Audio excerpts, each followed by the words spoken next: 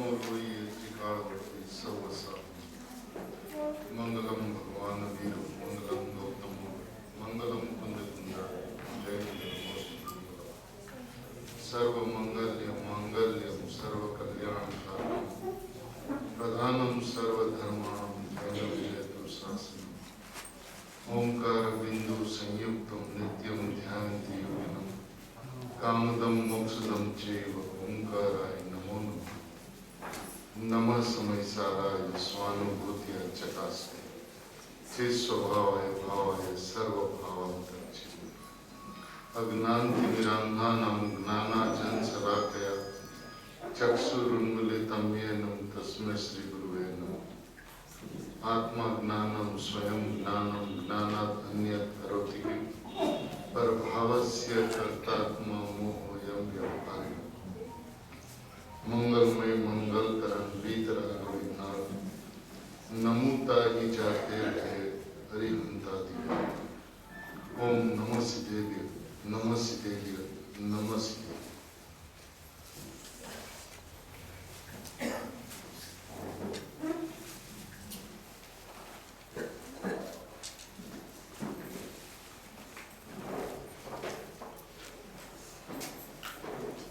महावीर परमात्मा के शासन में कुंद आचार्य अमृतचंद्र आचार्य देव की परंपरा में गुरुदेव श्री के सानिध्य में आकर जगत के भव्य जीव प्रयोजनभूत तत्व ऐसा चैतन्य ध्रुव की धुन लगाकर एकाग्र होकर अनुभूति करने का प्रयत्न करते हैं जी। इसका विधान क्या है और किस तरह से आत्मा की अनुभूति होती है, इस श्रृंखला में पूज्य बाबूजी का ये मंगलमय लेख इस बात को स्पष्ट करता है कि श्रद्धा का विषय सम्यक एकांत होता है।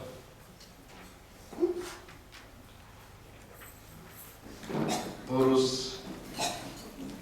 विषय को निरपेक्ष, निर्भेद, निर्विशेष, शुद्ध ज्ञायक, पर्याय निरपेक्ष अखंड जीव तत्व है। ये बात समझ में आती है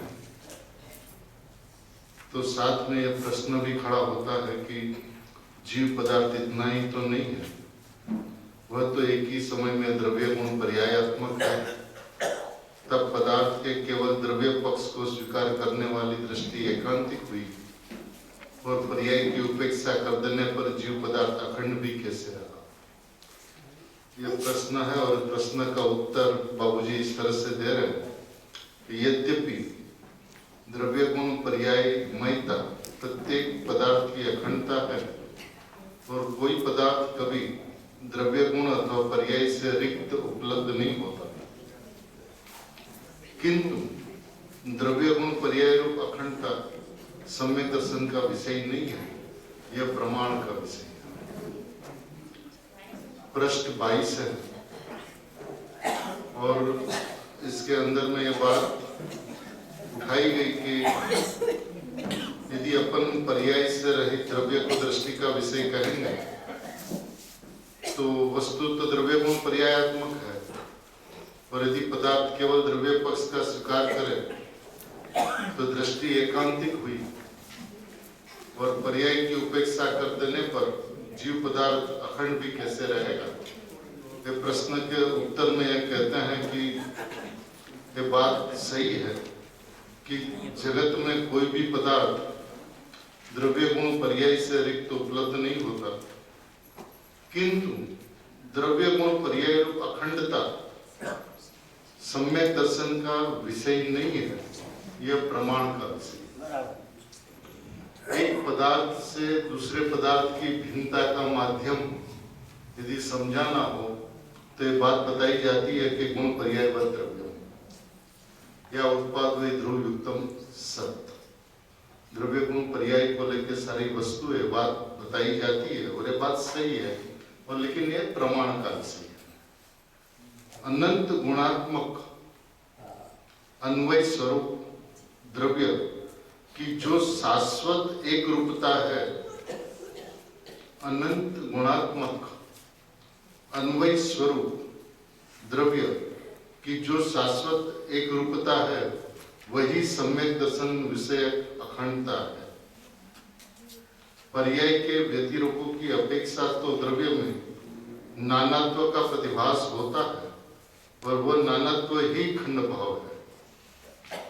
पर्याय के व्यतिरोपों की अपेक्षा द्रव्यों में नानात्व माने अनेकपना का प्रतिभास होता है, और ये जो अनेकपना है वही खंड भाव है, जो सम्यक दर्शन का विषय नहीं है। ये बात अत्यंत स्पष्ट है कि सम्यक दर्शन का विषय पर्याय नहीं हो सकता, क्योंकि सम्यक दर्शन स्वयं पर्याय, और पर्याय का विषय जब द्रव्य बनता है तब पर्याय में सम्यक दर्शन होता है। अब यह पर्याय यदि द्रव्य के साथ में दृष्टि के विषय में मिला दी जाए तो विषय कौन करेगा? यदि विषय करने वाली पर्याय द्रव्य के साथ मिला दी जाए तो विषय करने वाला ही कोई नहीं रहा। तो यह बात अत्यंत स्पष्ट है कि सम्यक दर्शन का जो विषय है वो अखंड अनंत गुणात्मक अन्वय स्वरूप द्रव्य जो है, जो शाश्वत एक रूप है, शाश्वत त्रिकाल एक रूप, सदा ही एक रूप, अनादि अनंत एक रूप। द्रव्य अनेक रूप नहीं होता। अनंत गुण द्रव्य में होने के बावजूद भी यह वस्तु एक रूप होती है, और जब वस्तु एक रूप होती है तो एक रूप दृष्टि का विषय बनती है, यानी पर्याय का विषय बनती है। और पर्याय उसमें अपनापन किस तरह से करती है? पर्याय अपनापन नहीं कहती, पर्याय यह कहती है कि मैं ध्रुव हूं। पर्याय का शरीर ध्रुव से बनता है, ध्रुव से निर्मित होता है। उस पर्याय के अंदर में पर्याय नहीं बसती, उस पर्याय के अंदर में मात्र और मात्र ध्रुव बसता है। और इस बात को बाबूजी इस तरह से स्पष्ट करते हैं कि पर्याय के व्यतिरेकों में द्रव्य वैसा का वैसा भले ही दृष्टिगोचर हो, किंतु वही का वही कहीं उपलब्ध नहीं होता, क्योंकि पर्याय तो पलटती है। द्रव्य तो यूं का यूं रहता है, लेकिन जब पर्याय पलटती जाती है तो हर नई पर्याय के अंदर में, नवीन पर्याय के अंदर में नवीन अनुभव, वो का वही आत्मा रहता है। आत्मा वो का वही है, लेकिन पर्याय वही की वही नहीं रहती। अतः पर्याय की आश्रय कारिणी पर्याय को कभी विराम नहीं मिलता। यदि पर्याय आश्रय करे पर्याय का तो उस पर्याय को कभी भी विराम नहीं मिलेगा, क्योंकि वह भी पर्याय के साथ चक्कर खाती रहती है। पर्याय स्वयं चक्कर खाती है, वरना पलटती है, बदलती है। तो भी पर्याय का आश्रय करे तो उसको विराम नहीं मिल सकता, लेकिन द्रव्य की आश्रय कारिणी पर्याय को अनंत विराम है। लेकिन जहां पर्याय ने द्रव्य के अंदर में आश्रय लिया तो उसको अनंत विराम, यानी कि सदा के लिए विश्राम मिल जाता। स्वयं सम्यक दर्शन को सम्यक दर्शन का आश्रय नहीं है। अब सम्यक दर्शन को जब सम्यक दर्शन का आश्रय नहीं है, तो जिसे सम्यक दर्शन प्राप्त करना है उसको क्या होना चाहिए? उसकी दृष्टि के अंदर में सम्यक दर्शन नहीं होना चाहिए। जब तक सम्यक दर्शन की दृष्टि में सम्यक दर्शन रहेगा, यानी सम्यक दर्शन प्राप्त करना ऐसा भी रहेगा, यानी कि सम्यक दर्शन से मोक्ष मार्ग में चलकर परिपूर्णता को प्राप्त करना है, मोक्ष दशा प्राप्त करनी ऐसा भी रहेगा, तब तक पर्याय के अंदर में पर्याय ने पर्याय का आश्रय लिया, वो पर्याय को कभी भी विराम आराम नहीं मिल सकता। और अनादि काल से जीव ने यही प्रयत्न किया, जिसके वजह से वो संसार के अंदर में चक्कर खाती रही, गोता खाते रहे, विराम स्थान उसको नहीं मिला। सच्चाई तो यह है कि पूरे जीव पदार्थ में से सम्यक दर्शन उतनी ही जीत लेता है जितनी उसके प्रयोजन की है, और वो प्रयोजनभूत चीज अखंड ज्ञायक जीवत्व ही है। प्रयोजनभूत क्या? पर्याय सम्यक दर्शन को प्रयोजनभूत वस्तु चाहिए, और प्रयोजनभूत क्या है? अखंड ज्ञायक। वो एकमात्र उनका प्रयोजन है, अखंड ज्ञायक, परिपूर्ण ज्ञायक, परिपूर्ण चैतन्य सत्ता, बस वो उसका प्रयोजन है और उसी को वो लेता है। फिर बाबूजी दृष्टांत देते हैं कि आरोग्य मानव स्वभाव होते हुए भी एक व्यक्ति रुग्ण हो जाता है, माने रोगी हो जाता है। यद्यपि आरोग्य और रुग्णत्व दोनों ही एक ही व्यक्ति के धर्म होने पर भी स्वास्थ्य की उपलब्धि के लिए आरोग्य स्वभाव ही उपादेय तथा श्रद्धेय होता है। रोग तो जानने मात्र के प्रयोजन की होती है, उससे अन्य किसी प्रयोजन की सिद्धि नहीं होती, जबकि आरोग्य स्वभाव तो प्रयोजनभूत मूल तत्व है। वह तो श्रद्धा, ज्ञान और आचरण के योग्य है, जबकि रोग जो है वो श्रद्धा और आचरण का विषय बनने योग्य नहीं है। ये जानने योग्य तो है, लेकिन श्रद्धा और आचरण करने योग्य नहीं है। यदि वह श्रद्धेय हो तो उसका अभाव कैसे किया जाए, क्योंकि श्रद्धेय का अर्थ ही उपादेय होता है। इसी प्रकार आत्मा की सभी विकारी निर्विकारी पर्याय समान रूप से क्षणिक तथा आश्रय दातृत्व से शून्य होने के कारण मात्र ज्ञेय ही होती है। चाहे विकारी पर्याय हो चाहे निर्विकारी पर्याय हो, वो समान रूप से क्षणिक, एक समय टिकने वाली। मोक्ष की पर्याय भी एक समय टिकने वाली, माने संसार अनादि शांत और मोक्ष सादी अनंत, लेकिन क्षणिक क्षणिक क्षणिक क्षणिक क्षणिक, और इसका आश्रय तत्व से शून्य होने के कारण आश्रयदाता नहीं हो सकती है पर्याय। तो स्वयं परिणमती है, स्वयं पलटती है, स्वयं टलती है, स्वयं बदलती है, तो ये आश्रयदाता नहीं हो सकती। उससे शून्य होने के कारण मात्र ज्ञेय ही होती है, उपादेय नहीं होती। अतः वह सम्यक दर्शन का विषय नहीं होती, मिथ्या दर्शन का विषय होती है। ये बात भली भांति अपन समझ लें कि पर्याय का महात्म जहां आया वहां मिथ्या दर्शन की गंगा बहती रही।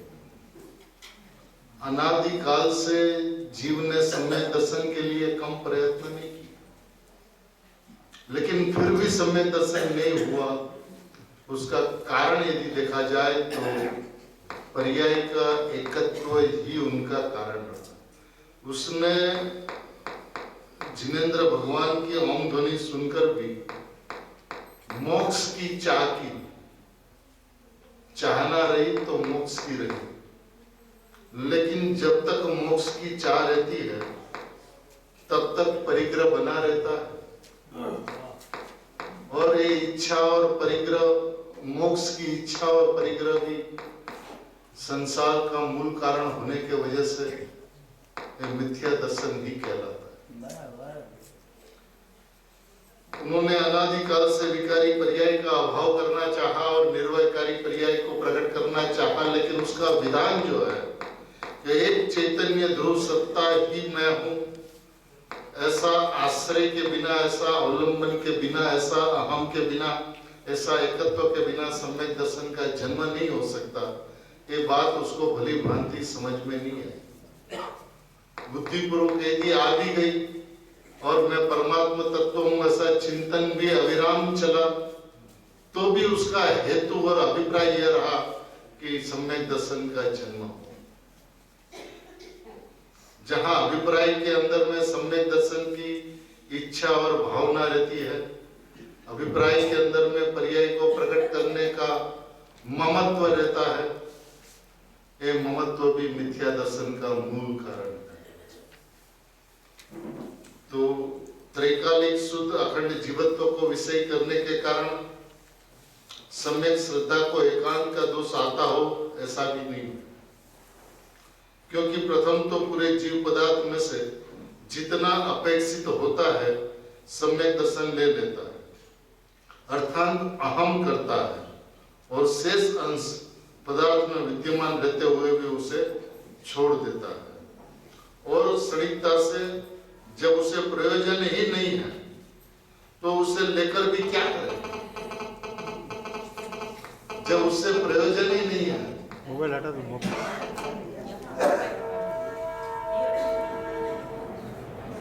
जो क्षणिक पर्याय है उससे उसको कोई प्रयोजन ही नहीं, तो उसको लेकर भी क्या करें? ज्ञान में ध्रुव द्रव्य के अहम के साथ हटा दो पर्याय की विद्यमानता स्वीकृत होने के कारण ज्ञान में अनेकांत एवं श्रद्धा में सम्यक एकांत निर्विवाद विद्यमान रहता है। तो ज्ञान का अनेकांतिक स्वभाव होने के कारण पर्याय की विद्यमानता स्वीकृत है। ध्रुव द्रव्य के अहम के साथ पर्याय की विद्यमानता स्वीकृत होने के कारण माना वो द्रव्य में अहम भी करती है और पर्याय का विद्यमानता ज्ञान स्वीकार भी करता है कि पर्याय का अस्तित्व है पर्याय के अंदर में। इसकी विद्यमानता स्वीकृत होने के कारण ज्ञान में अनेकांत एवं श्रद्धा में सम्यक एकांत निर्विवाद विद्यमान रहता है। बिना कोई विवाद से एक साथ दोनों रह सकते हैं। जबकि ये बात सत्य होने के साथ ही एक बात और भी है कि जब अनुभूति होती है उसके पहले श्रद्धा के अंदर में सम्यक एकांत और ज्ञान के अंदर में अनेकांत ऐसा भी नहीं होता। श्रद्धा के अंदर में एकांत और ज्ञान के अंदर में भी शुद्धने का विषय परम पारणामिक भाव मात्र वस्तु वो एकांत ही ज्ञायक ज्ञान के अंदर में बसता है। ज्ञान में भी एकांत हो और श्रद्धा में भी एकांत हो, तब दोनों साथ चल के सुधात्मा की अनुभूति करते हुए ज्ञान दर्शन सम्यक रूप परिणमित हो जाता है। वास्तव में एकांत अनेकांत श्रद्धा के धर्म नहीं है, वरन ज्ञान के धर्म है। अनेकांतमक वस्तु में तो द्रव्य पर्याय, ध्रुव क्षणिक, निर्विकार विकार आदि परस्पर विरुद्ध अनंत धर्म एक ही साथ पड़े हैं, किंतु सबको समान रूप से उपादेय मानकर आश्रय करना श्रद्धा के लिए संभव ही नहीं। ये सारे के सारे धर्म एक साथ वस्तु में पड़े हुए हैं, लेकिन समान रूप से आश्रय करना पर्याय के लिए संभव नहीं है, क्योंकि श्रद्धा का स्वरूप ऐसा है कि एक समय में एक का ही आश्रय करे, चाहे तो ध्रुव का करे चाहे तो पर्याय का करे। पर्याय का करे उसका नाम मिथ्या दर्शन और ध्रुव का करे उसका नाम सम्यक दर्शन।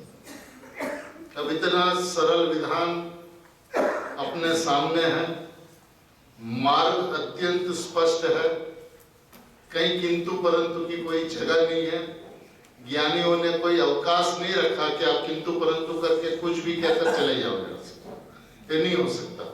अभी आपका झुकाव चाहे तो द्रव्य की तरफ हो चाहे तो पर्याय की तरफ हो, लेकिन उस श्रद्धा के झुकाव का स्वरूप यह है कि मैं, वो जब पर्याय में भी अहम करती है तो यह नहीं कहती कि ये मेरी पर्याय, यह मैं हूं, उस तरह से वो अहम करती है। और द्रव्य में जब अहम करती है तो मैं हूं उस रूप से ही अहम करती है।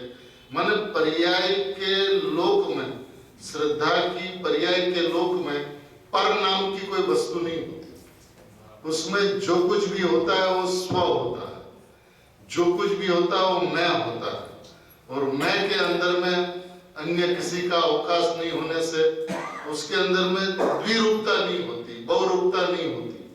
तो उसका आश्रय करने का जो स्वभाव है वो एक को अपने पने, मैं पने, अहम पने, अपना आत्मा ही जाने। जब शरीर में भी अपनापन वो करती है तो वो आत्मा समझ के अपनापन करती है, और ये उनकी भ्रांति है। अब इस भ्रांति को मिथ्या दर्शन कहते हैं।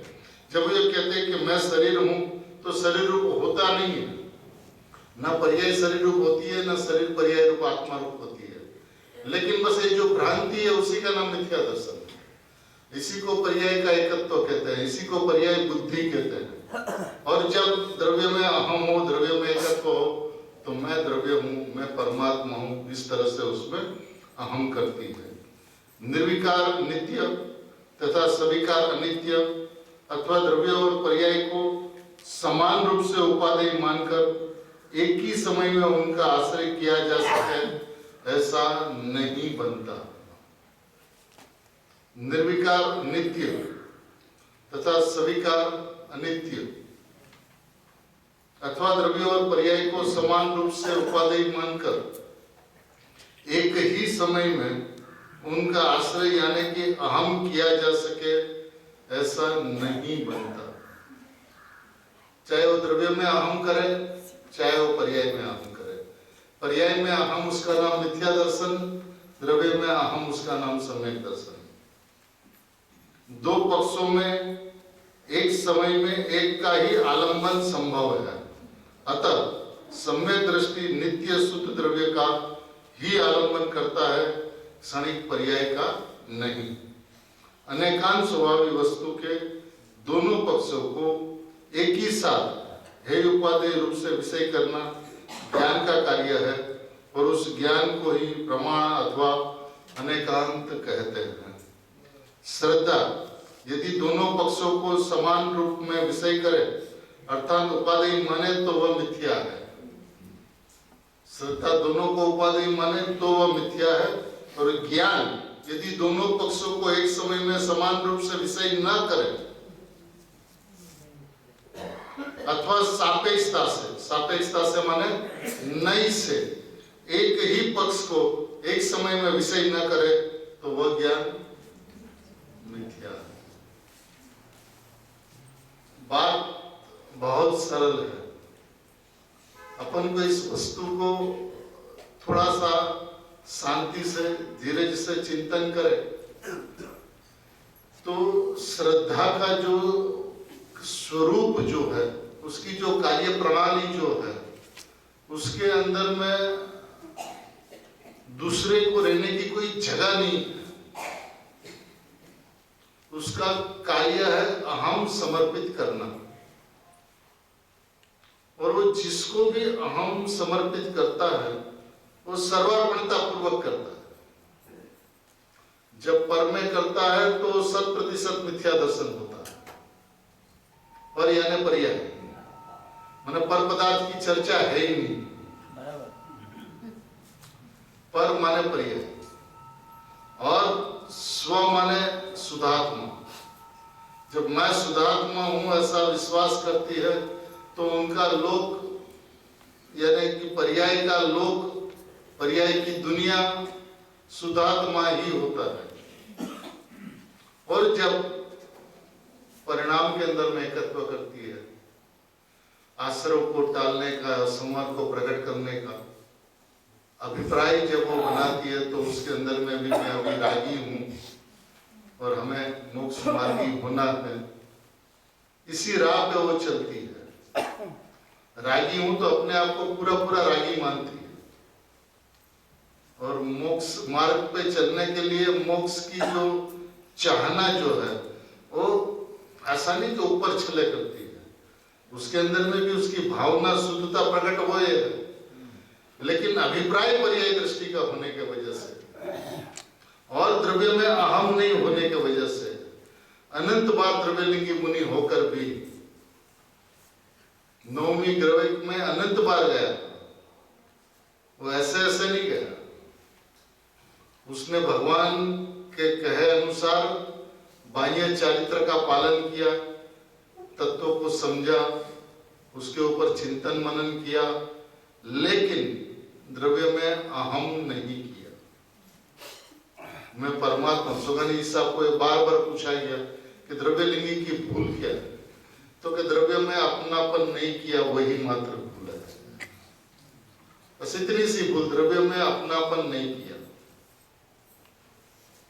अनेकांत दृष्टि अर्थात प्रमाण दृष्टि में द्रव्य गुण पर्यायात्मक पदार्थ का अखंड भाव से स्वीकार हो चुकने पर ही उसके किसी एक धर्म को विषय करने वाले ज्ञान की सम्यक संज्ञा नहीं होती है, किंतु अनेकांत दृष्टि में पदार्थ को संपूर्णता से द्रव्य पर्याय स्वरूप जान लेने पर भी सम्यक दर्शन अनेकांत ज्ञान के विषयभूत इस संपूर्ण पदार्थ को ही उपादेय नहीं मानता, वरन उसके नित्य शुद्ध पक्ष को ही अंगीकार करता है। इनका स्वभाव है। इस प्रकार सम्यक दर्शन आत्मा के जिस स्वभाव को विषय करता है, ज्ञान चरित्र आदि अनंत शक्तियां भी उसी स्वभाव का अनुसरण करती है। श्रद्धा जिसको विषय करती है, ज्ञान चरित्र आदि भी उसी स्वभाव का अनुसरण करती है, और अंत में मुक्त दशा में भी उसी स्वभाव का अहम, उसी स्वभाव का संवेदन एवं उसी स्वभाव की लीनता पूर्वक पूर्ण शुद्धता अभिव्यक्त होती है। उसी स्वभाव का अहम माने श्रद्धा, संवेदन माने ज्ञान और लीनता माने आचरण चारित्र पूर्वक पूर्ण शुद्धता अभिव्यक्त माने व्यक्त होती है। ये सम्यक दर्शन और उनके विषय का प्रथम लेख समाप्त हुआ।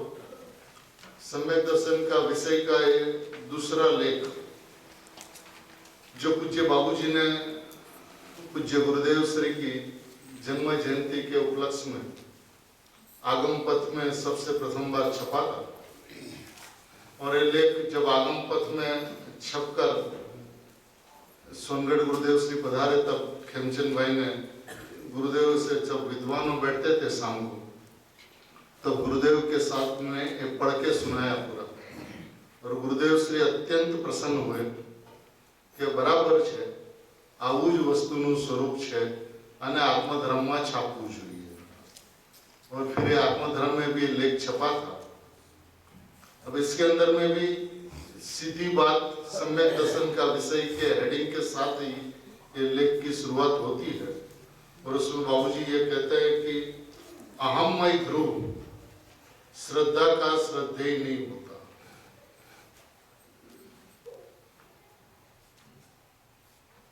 ध्रुव श्रद्धा का श्रद्धेय तो होता है, लेकिन अहममय ध्रुव श्रद्धा का श्रद्धेय नहीं होता, क्योंकि अहम पर्याय का स्वभाव है,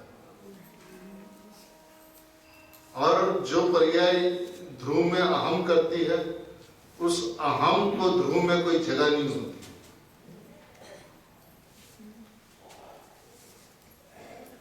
क्यों? ध्रुव तो ध्रुव है।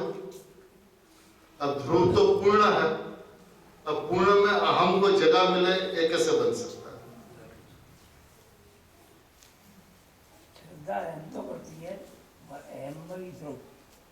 सुनिए थोड़ा बाबूजी क्या कहते हैं, थोड़ा शांति से, धीरज से। अपन ये विषय अपने सामने अनादिकाल से नहीं आया, ऐसा नहीं है, लेकिन शांति से इसके ऊपर में अपन चिंतन विचार नहीं करता, और जब बात पूर्णतया समझ में नहीं आती तो अनुभव की हड़बड़ी में, सम्यक दर्शन की उतावल में मार्ग को चूक जाते हैं। और यहाँ पे श्रद्धा का स्वरूप ऐसा है कि आप किंचित चुके, उसको किंचित नहीं कहा जाता, उसको पूरा चुके ऐसा कहा जाता है। मैंने आपको वो पक्षी की कीकी नहीं दिखी और उसकी आंख ही दिखी है, तो आपको कीकी दिखी ही नहीं है, 100% आपको पंखी ही दिखा है। उस तरह से यहाँ पे कहते हैं अहममय ध्रुव श्रद्धा का श्रद्धेय नहीं होता। श्रद्धा का श्रद्धेय इतना पूर्ण एवं सर्वोपरि होता है कि वह उसमें अपने को मिलाने का अवकाश नहीं पाती। श्रद्धा का श्रद्धेय इतना पूर्ण होता है, इतना सर्वोपरि होता है कि वह उसमें अपने को मिलाने का अवकाश नहीं पाती। माने जो अहम की जो पर्याय है, श्रद्धा की जो पर्याय है, वो ध्रुव के अंदर में अपने को मिला दे, उतनी जगह उस ध्रुव में होती नहीं है। वास्तव में पूर्ण के अहम को मिलने का कोई भी गुंजाइश नहीं है। पूर्ण में पूर्ण के अहम, भगवान आत्मा पूर्ण है, परिपूर्ण परमात्मा है, और उसके अंदर में पूर्ण के अहम को मिलाया जाए, ऐसा कोई गुंजाइश नहीं है, ऐसा कोई अवकाश नहीं है। और तो और सम्यक दर्शन के घर में स्वयं सम्यक दर्शन के रहने के लिए भी कोई जगह नहीं है। और तो और लेकिन सम्यक दर्शन के घर में सम्यक दर्शन को रहने के लिए भी कोई जगह नहीं है। उसने अपना कोना कोना ध्रुव के लिए खाली कर दिया। पर्याय के एक कोने में भी पर्याय यदि खड़ी रह जाए तो वहां पे ध्रुव नहीं समा। उसने अपना कोना कोना माना 100% संपूर्णता, समर्पणता ऐसी होती है जिसमें संपूर्ण समर्पणता हो, उसने अपना कोने कोना ध्रुव के लिए खाली कर दिया। उस पर्याय के अंदर में ध्रुव नहीं बसता। मैं ध्रुव हूं ऐसा बसता है। वो पर्याय नहीं होती। पर्याय होते हुए भी पर्याय नहीं होती है, वो ध्रुव होता है। पर्याय का ध्रुव नहीं होता, ध्रुव का ध्रुव होता है। जब तक पर्याय का ध्रुव रहे तब तक वो पर्याय ने अपना कोना समर्पण पूरा नहीं किया। उस ध्रुवमय अहममय ध्रुव श्रद्धा का श्रद्धेय नहीं होता।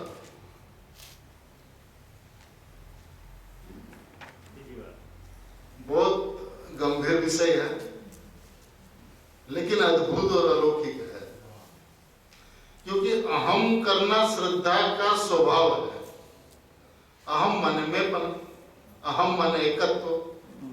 अब वो यदि अहममय ध्रुव हो तो ये तो पर्यायमय ध्रुव हुआ,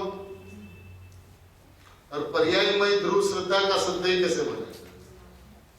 श्रद्धा का श्रद्धेय तो ध्रुव होता है,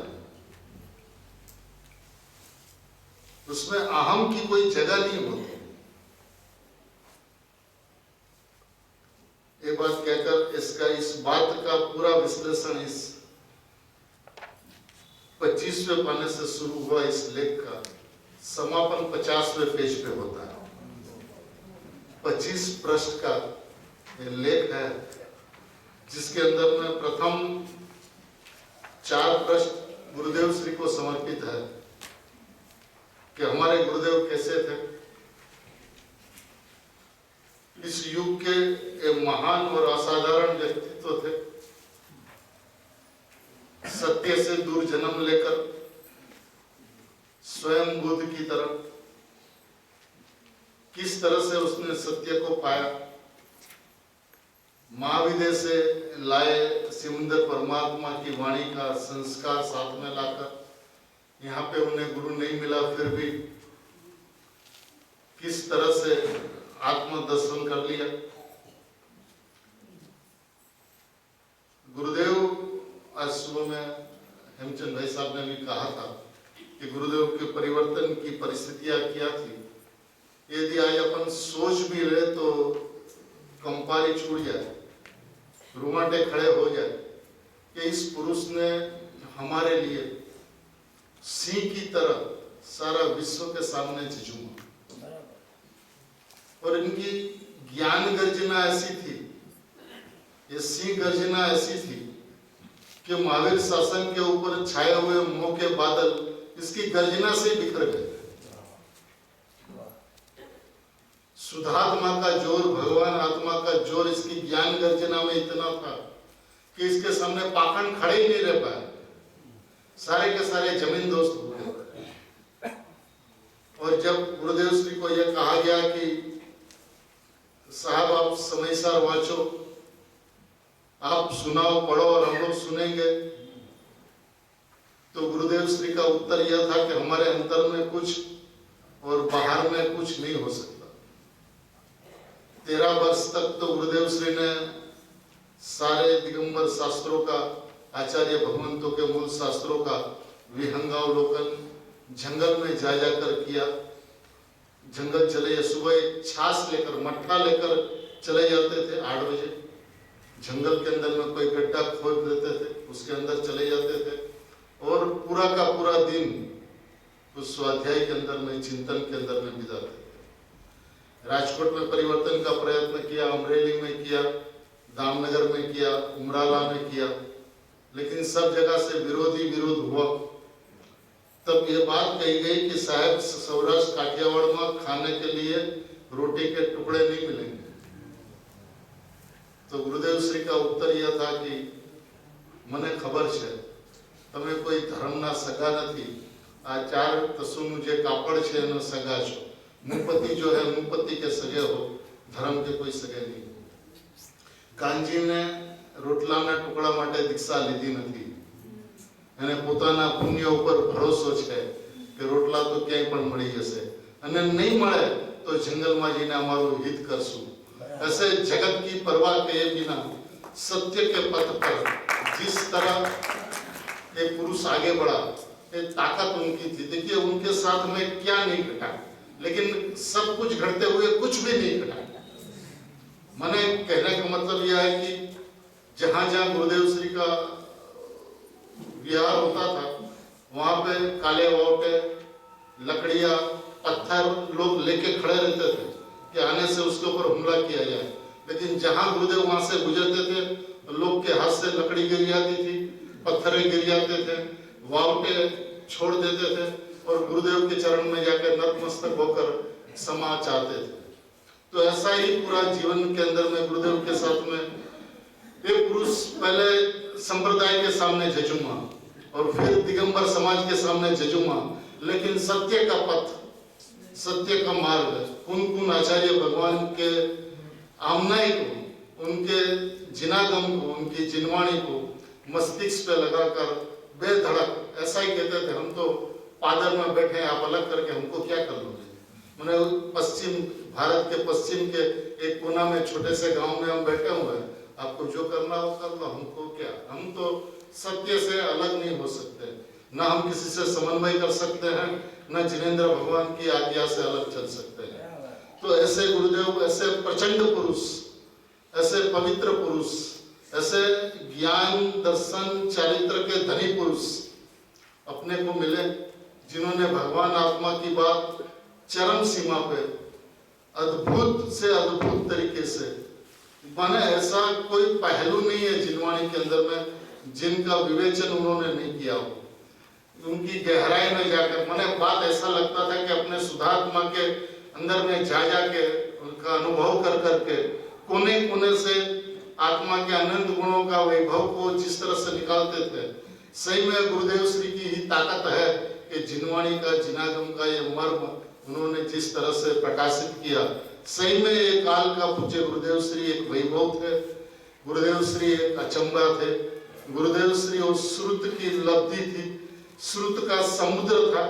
जब जिनवाणी को लेकर बैठ जाते थे, 47 शक्ति का वर्णन चले, अब आचार्य भगवान का मूलभूत वर्णन हो 47 शक्ति 4 पन्ने में, और गुरुदेव श्री उसके ऊपर वर्णन करे तो आत्म वैभव नाम का पूरा पुस्तक बन जाए।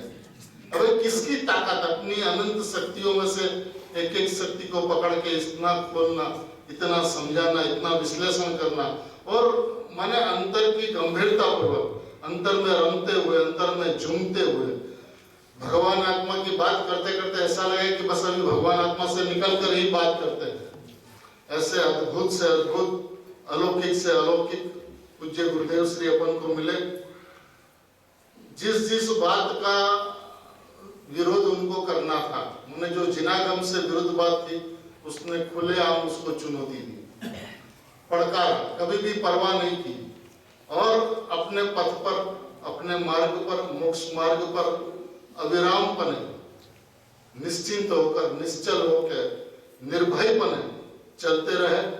तो इसलिए बाबूजी का यह कहना था कि जिस समय भारत वसुधा पर पूज्य श्री कान्जी स्वामी का अवतरण हुआ, उस समय भी आध्यात्मिक चिंतन का रिवाज तो था, किंतु उस चिंतन में अध्यात्म नहीं था।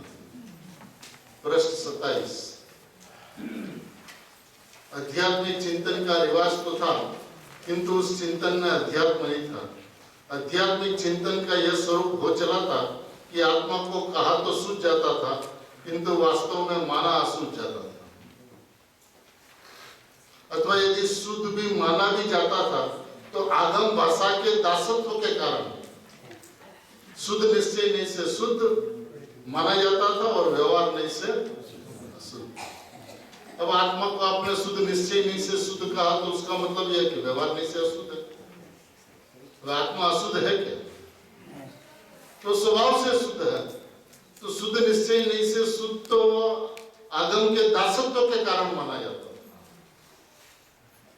इस तरह श्रद्धा के लिए कोई धरती ही नहीं रह गई थी और दो नयों की चक्की में धान की तरह पिसकर आत्मा की मट्टी पलित हो रही थी।